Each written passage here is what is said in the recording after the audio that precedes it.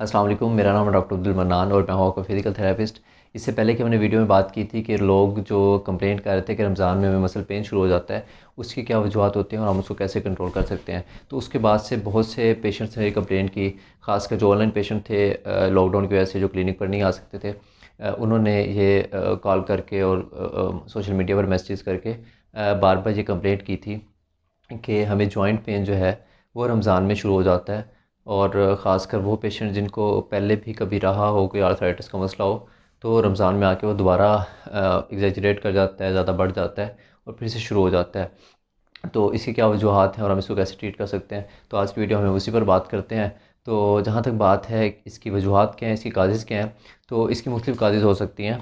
सबसे पहले ये कि रमज़ान जब स्टार्ट होता है, लोग रोज़ा रखना शुरू करते हैं, तो एक लाइफस्टाइल चेंज हो जाता है। एक तो डाइट प्लान चेंज हो जाता है हमारा। उसके बाद हमारी एक्टिविटीज़ में चेंज आ जाता है। जब लोग नमाज़ तरावी पढ़ते हैं, प्रोलॉन्ग स्टैंडिंग करते हैं, उसमें नमाज़ पढ़ते हैं, खड़े रहते हैं काफ़ी देर के लिए, तो उनके जो वेट बेरिंग जॉइंट्स होते हैं, लाइक उनका नी जॉइंट जो है, हिप है, या फिर उनके हील पे वो पेन शुरू हो जाता है। तो एक तो ये काज हो सकती है प्रोलॉन्ग स्टैंडिंग की। उसके बाद इसमें डाइट का भी बड़ा इफ़ेक्ट होता है कि लोगों की डाइट चेंज हो जाती है रमज़ान में। और जो हमारी टाइमिंग होती है खाने की, वो चेंज हो जाती है। उसके बाद हमारी रूटीन कुछ ऐसी बन जाती है कि हम सहरी करके अमूमन लोग सो जाते हैं, या इफ्तारी के बाद भी अक्सर लोग सो जाते हैं। तो उसकी वजह से भी हमारी बॉडी में काफ़ी सारी चेंजेस आती हैं जो हमारी अल्टीमेटली हेल्थ पर काफ़ी इफ़ेक्ट करती हैं। तो इसके अलावा और जो काज हो सकती है वो ये कि जो हमारी डाइट का फूड आइटम्स हैं, उनका जो हम इंटेक करते हैं वो कुछ ऐसी होती हैं, लाइक फ्राइड आइटम्स होती हैं, या फिर कुछ ऐसी चीज़ें होती हैं जो यूरिक एसिड को बूस्ट कर देती हैं, और यूरिक एसिड जो है वो ज़्यादा बॉडी में बन रहा होता है, उसकी वजह से भी जॉइंट पेन शुरू हो जाता है। तो ये थे कुछ काजेज़ जिनमें एक तो प्रोलॉन्ग स्टैंडिंग है, उसके बाद हमारा जो एक्टिविटीज़ हैं उनका चेंज होना है, और उसके बाद हमारी डाइट का चेंज होना है। इन कुछ चेंजेस की वजह से हमें ये जो मसले हैं मसल पेन के और जॉइंट पेन के, वो शुरू हो जाते हैं। तो जहाँ तक बात है कि हम इनको कंट्रोल कैसे कर सकते हैं, तो सबसे पहले मोस्टली जो पेन होता है वो हमें कंप्लेंट आ रही है नी जॉइंट की और हील पेन की। तो नी जॉइंट में अमूमन आर्थराइटिस के केसेस में होता है, और आर्थराइटिस के पेशेंट जिनको पहले भी रमज़ान से पहले भी मसला होता है, चाहे कम हो, वो रमज़ान में आके ज़्यादा बढ़ जाता है। तो ऐसे पेशेंट में सबसे पहले जो मैंने आपको वजह बताई कि प्रोलॉन्ग स्टैंडिंग होती है, तो प्रोलॉन्ग स्टैंडिंग में सबसे पहले कोशिश करें कि आप अपनी बॉडी को इतना स्ट्रेंथन कर लें कि आपको प्रोलॉन्ग स्टैंडिंग से मसला ना हो। यानी जब हम नमाज तरावी पढ़ रहे होते हैं, हमें ज़्यादा देर के लिए खड़ा होना पड़ता है, तो उसके बाद लोग कंप्लेंट करते हैं कि हील में पेन शुरू हो गया या नी में पेन शुरू हो गया। तो अपनी जो हील और नी की या हिप की आप स्ट्रेंथनिंग एक्सरसाइजेज जो हैं वो ऑलरेडी मौजूद हैं, आप उनको देख सकते हैं।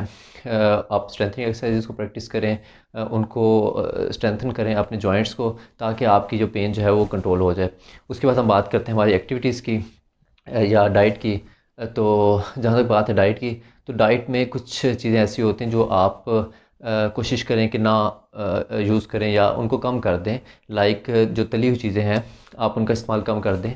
और ख़ासकर एक और जो पेशेंट बहुत ज़्यादा कंप्लेंट करते हैं आर्थराइटिस में, वो ये साथ में उसको आइडेंटिफाई करते हैं, उसको स्पेसिफाई करते हैं कि हम जब लस्सी पीते हैं, यानी वाइट वाइन का इस्तेमाल करते हैं, ठंडी लस्सी ख़ासकर जब वो यूज़ करते हैं सहर में या अफ्तार के वक्त में, तो उसके बाद उनका आर्थराइटिस का मसला जो है वो इंक्रीज़ कर जाता है, और बिल्कुल वो इफ़ेक्ट करता है उस पर। आपके आर्थराइटिस के केसेस में ऐसे जो मशरूब हैं वो इफ़ेक्ट करते हैं। तो कोशिश करें कि आपको अगर ऐसा मसला है आर्थराइटिस वगैरह का, तो आप ठंडी लस्सी का यानी वाइट वाइन का इस्तेमाल कम कर दें, मिनिमम जितना हो सकता है उसको कम करें।